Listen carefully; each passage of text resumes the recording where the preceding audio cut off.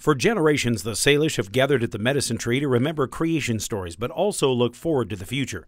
And even though much of the tree was snapped off during a huge windstorm a decade ago, it still has deep significance for the tribe. This week, volunteers cleaned up brush, removing trash carelessly tossed aside at this sacred site, showing respect so the tribe can gather along the river twice a year for lessons, prayers, and offerings.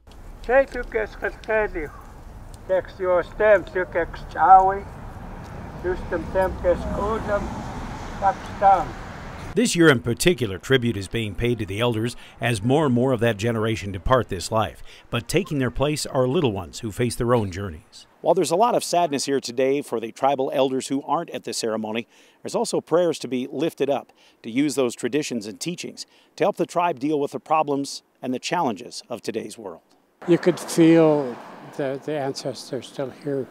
You could still hear their words, and words that's been passed down for generations, and how to be who we are, and how to respect, how to do things, and what needs to be done for the future generations.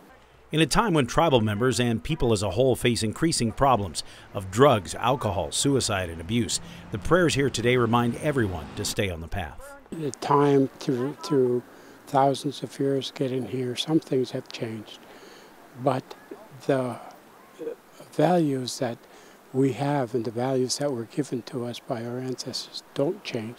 So therefore, it goes from generation to generation, working on different things, maybe different issues at different times, different problems, but it's still that same consistent way of doing those things. And even though the medicine tree has special significance for the Salish, it's a gift they willingly share with others, asking for the same respect and opening the door to the same reassurance and peace they feel here. It's not just the site for our people. It's a site for all people. And we, even though it was created through our culture and our way, what we do here, it's not generally just for us. It's for all mankind, all humans, all in our environment. Like I said earlier, it's all living things that we find and teach our children to respect. On the Bitterroot River, Dennis Bragg, MTN News.